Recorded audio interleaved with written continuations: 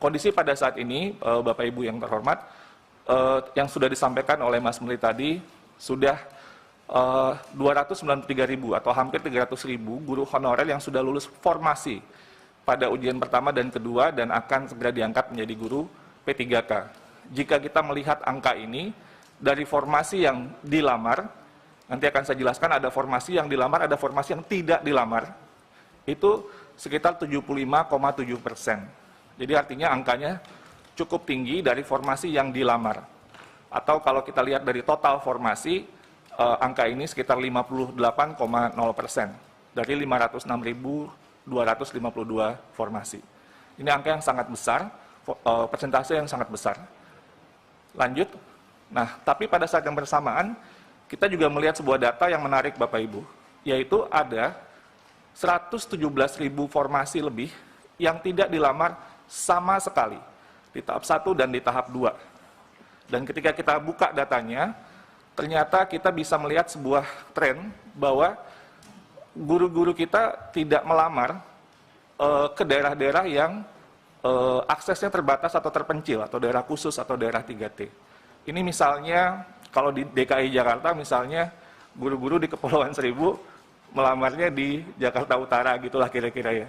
Jadi atau yang di daerah desa ngelamarnya ke kota di wilayah kewenangan yang sama, padahal sebenarnya kalau dia bersaing di formasi ini, itu mungkin besar kemungkinan dia akan mendapatkan formasi tersebut. Jadi ternyata banyak, ini 100.000 ini banyak sekali Bapak Ibu, ini lebih dari 20% formasi yang tidak dilamar sama sekali. Ya ini nanti mungkin kita bisa isi dengan optimalisasi formasi. Tapi ini sebarannya juga ada per provinsi yang mungkin juga bisa menjadi perhatian Bapak Ibu sekalian. Lanjut.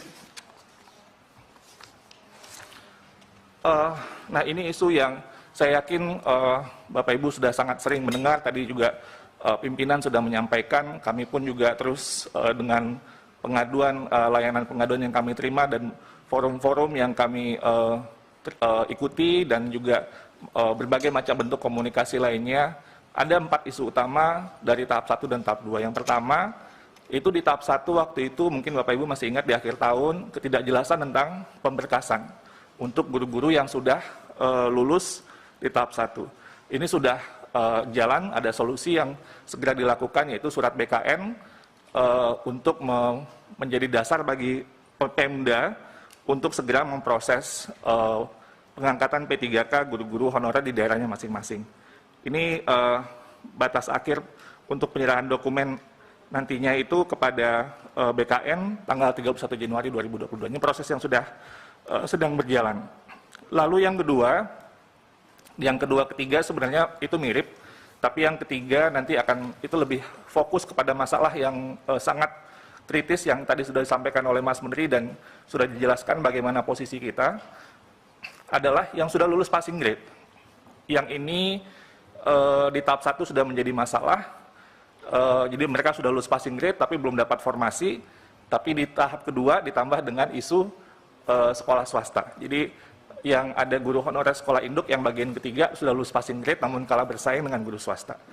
Nah inilah yang isu yang terus kita juga menerima banyak sekali masukan-masukan dari berbagai pihak, dan kita melihat sebenarnya seperti tadi saya sampaikan, jika Pemda mengajukan formasi secara maksimal 1 juta formasi, maka sebenarnya formasi itu berlebih 250.000 atau sekitar 25% dari guru honorer existing. Jadi sebenarnya formasi itu jauh lebih banyak daripada guru honorer yang ada di lapangan. Jadi sehingga kita akan terus mendorong, memperjuangkan bersama-sama bagaimana Pemda bisa memaksimalkan pengajuan formasi tahun ini. Nah, yang waktu itu saya juga sama Kang Dede waktu di podcastnya juga menyampaikan tentang ini. Di tahun 2021 itu sebenarnya sudah ada surat dari Kementerian Keuangan untuk menjelaskan alokasi dana per Pemda. Yang surat ini disampaikan ke seluruh kepala daerah, gubernur, bupati dan wali kota. Dan untuk tahun 2022 ini sudah disampaikan dari tahun 2021.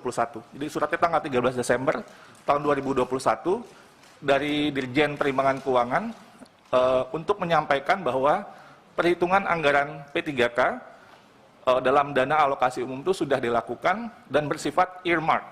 Ini saya tebalkan sejak tahun 2000, surat yang pertama sudah disampaikan oleh Kementerian Keuangan bahwa kalau dalam sistem penganggaran yang namanya earmark itu adalah dana yang penggunaannya ditentukan secara spesifik sehingga tidak dapat digunakan untuk belanja lain.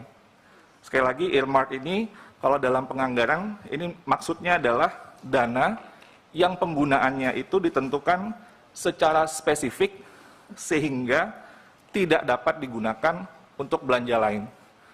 Dan ini ditegaskan ke surat yang sebelumnya itu sekitar bulan Maret 2021 untuk P3K 2021, untuk pengajuan 2022 yang sudah dihitung juga secara maksimal, itu juga sudah dikeluarkan surat dari Kementerian Keuangan kepada seluruh kepala daerah.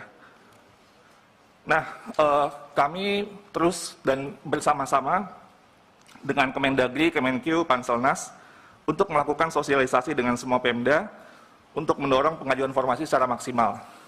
Dalam forum ini juga bisa saya sampaikan, kami berencana besok Mas Menteri dengan Pak Tito, Pak Mendagri, beserta Menpan RB, Menkeu, dan Kepala BKN akan melakukan rapat koordinasi dengan seluruh Pemda, hostnya Kemendagri, dan untuk menyampaikan bahwa ini sudah dilakukan, sudah ada anggarannya, pengajuannya sudah harus dilakukan untuk memaksimalkan, mendorong Pemda, semua kepala daerah untuk mendorong mereka mengajukan formasi secara maksimal. Karena ini adalah kunci, Bapak Ibu.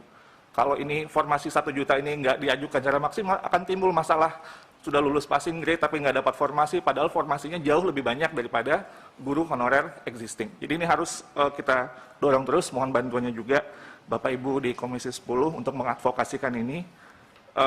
Dan yang seterusnya adalah tentunya seperti tadi yang disampaikan Mas Menteri, kita ingin mendorong ada segera terbitnya Permenpan yang baru. Sehingga aturan main yang baru, seperti yang prinsip-prinsip yang Mas Menteri jelaskan tadi, itu bisa kita langsung akomodasi, lulus passing grade, nggak perlu lagi ikut ujian. Jadi begitu formasi yang muncul, itu mereka didahulukan dan mendapatkan formasi.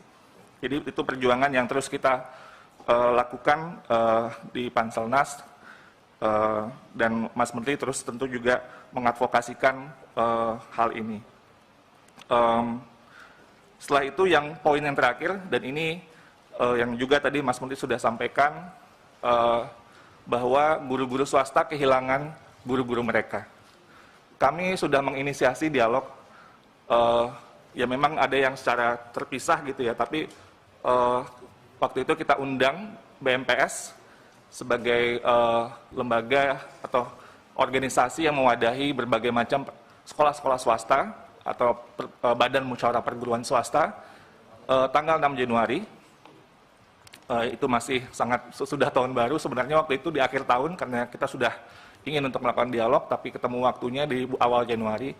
Dan kita mendengar berbagai masukan-masukan dari berbagai anggota BMPS dari berbagai provinsi, dari Sumatera sampai ke daerah timur, yang intinya tentunya bagaimana guru-guru swasta dari pihak yayasan ya tentunya ini, guru-guru swasta yang telah lulus formasi ini dikembalikan dan ditugaskan di sekolah swasta.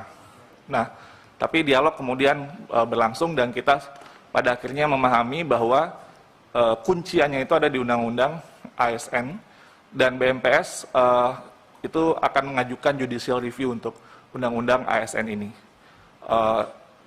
Lalu kemudian yang tadi sudah disampaikan oleh Mas Menteri juga, ya sesuai dengan undang-undang ya semua warga negara ini berhak untuk mengikuti kesempatan untuk ikut seleksi sesuai dengan undang-undang, dan juga kita mendorong semua sekolah swasta agar juga bisa membayar gaji guru-gurunya dan juga kepala sekolah sesuai atau minimum sesuai dengan UMR, sesuai dengan Undang-Undang Ketenagakerjaan.